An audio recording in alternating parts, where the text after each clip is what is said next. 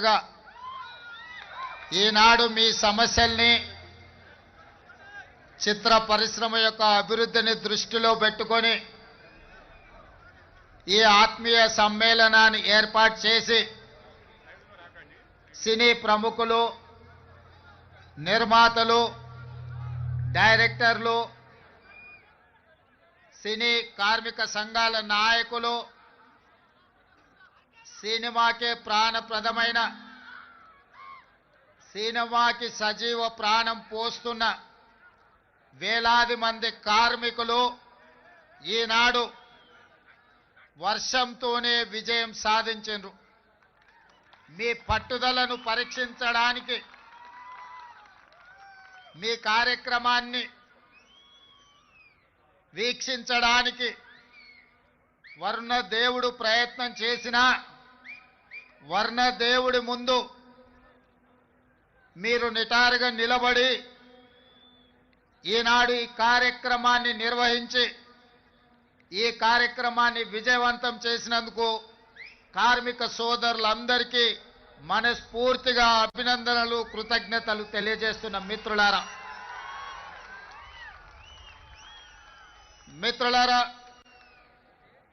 ఒకనాడు తెలుగు పరిశ్రమ అంటే మదరాసి అని పిలిచే సందర్భంలో తెలుగు పరిశ్రమను ప్రోత్సహించాలి, తెలుగు పరిశ్రమను 400 సంవత్సరాల చరిత్ర కలిగిన ఈ హైదరాబాదు నగరానికి తరలించాలి,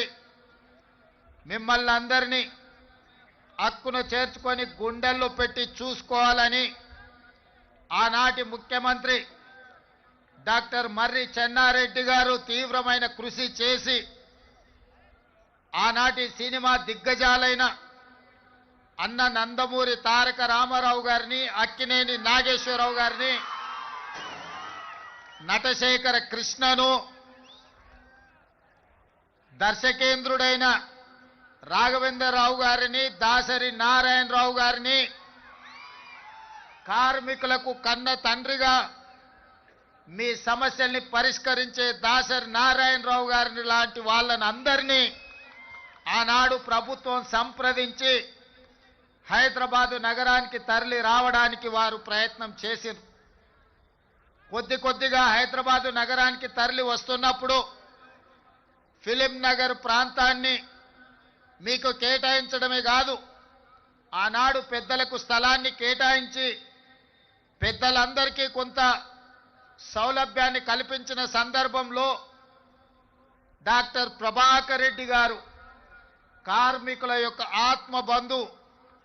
ఈనాడు చిత్రపురి కాలనీ వెలిసిందంటే ఇక్కడున్న కార్మిక సోదరులకు ఎంతమందికి తెలుసో తెలియదో నాకు తెలీదు, కానీ నేను చిత్ర పరిశ్రమ హైదరాబాదు నగరానికి తరలి వచ్చిన విధానాన్ని గమనించినప్పుడు డాక్టర్ ప్రభాకర్ రెడ్డి గారు సినీ కార్మికుల కోసం మణికొండలో తన సొంత స్థలాన్ని 10 ఎకరాలను కార్మికులకు దానం చేసి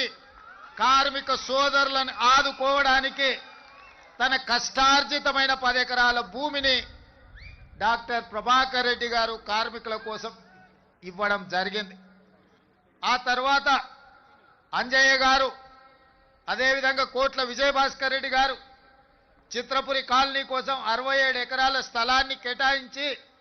సినీ కార్మికుల కోసం చిత్రపురి కాలనీని నిర్మించి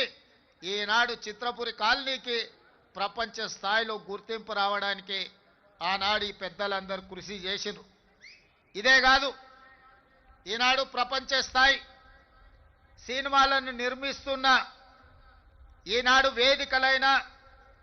రామనాయుడు స్టూడియో కావచ్చు, పద్మాలయ స్టూడియో కావచ్చు, అన్నపూర్ణ స్టూడియో కావచ్చు, ఇలా ఈ స్టూడియోలకు కూడా చిత్ర పరిశ్రమను ప్రోత్సహించాలన్న ఆలోచనతోటి ఆనాడు అత్యంత చౌకగా ఆనాటి ప్రభుత్వం సినీ పరిశ్రమ పెద్దలకు స్టూడియోల కోసం స్థలాలను కేటాయించడం జరిగింది. ఆ విధంగా ప్రారంభమైన తెలుగు చిత్ర పరిశ్రమ ప్రోత్సహించాలన్న ఆలోచనతోటి 1964లో ఆనాటి ప్రభుత్వం, కాంగ్రెస్ ప్రభుత్వం కార్మికులను గుర్తించాలి, సినీ పరిశ్రమలో ఉండే పెద్దల్ని గుర్తించాలి అని 1964లో నంది అవార్డు ప్రదానోత్సవ కార్యక్రమాన్ని ఏర్పాటు చేసి నేటికి 60 సంవత్సరాలు పూర్తి చేసుకున్నాం. మీ టాలెంట్ను, మీ శ్రమను మీరు మర్చిపోవాలంటే కళాకారులు నగదు బహుమతులకి సంతోషపడరు. కళాకారులు మీరు కొట్టే చప్పట్లకు, మీకు కప్పే దుప్పట్లకు సంతోషపడతారు. ఎంత సంపాదించడమని కాదు, ప్రేక్షకులు మీ యొక్క ప్రయత్నాన్ని చూసి, ప్రేక్షకులు కొట్టే చప్పట్లను, సన్మానం చేసే వాళ్ళు కప్పే దుప్పట్లను చూసి సినీ కార్మికులు సంతోషపడి వాళ్ళ కష్టాన్ని మర్చిపోయి రాత్రి పగళ్ళు హీరోలు కానీ, పెద్ద డైరెక్టర్లు కానీ, ప్రముఖ నటులు షూటింగ్ స్థలానికి నిదానంగా వచ్చినా, ఒకవేళ ఉదయం 9 గంటలకు వాళ్ళకి షూటింగ్ ఉంటే 5 గంటలకే ఇంట్లో లేచి కన్న పిల్లల్ని కూడా వదిలేసి షూటింగ్ లొకేషన్కి బయలుదేరే కార్మికులు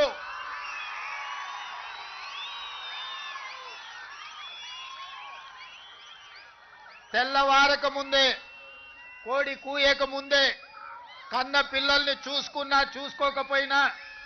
నిబద్ధతతో, బాధ్యతతో చిత్ర పరిశ్రమకు అహర్నిశలు కృషి చేసి రాత్రి 9 గంటల వరకు షూటింగ్ ఉంటే 9 గంటలకే మీ పని అయిపోదు. గొప్ప కళాకారులు 9 గంటలకు షూటింగ్ ముగించుకొని వెళ్తే అన్ని సర్దుకొని మళ్ళీ ఇంటికి చేరే వరకు రాత్రి 12-1 గంట అవుతుంది.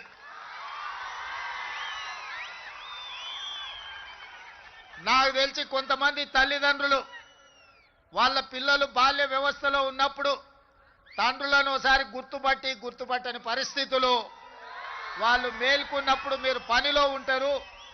వాళ్ళు నిద్రపోతున్నప్పుడు మీరు ఇంటికి వస్తుంటారు. మీ శ్రమ, మీ కష్టం నాకు తెలుసు. మీరు పడుతున్న ఇబ్బందులు,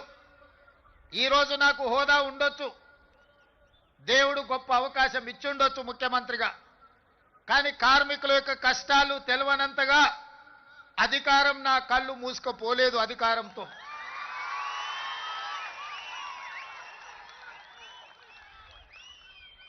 కార్మికులు, కవులు, కళాకారులను సన్మానించే నంది అవార్డు కార్యక్రమం తెలంగాణ రాష్ట్రం వచ్చిన తర్వాత కాలగర్భంలో కలిసిపోయింది 10 సంవత్సరాలు.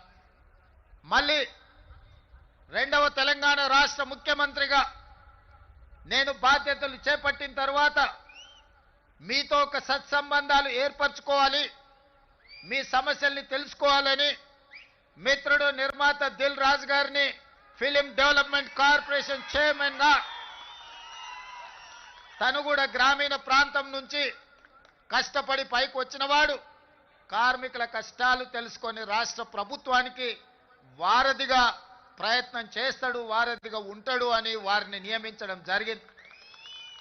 వారితో మాట్లాడి తెలుసుకొని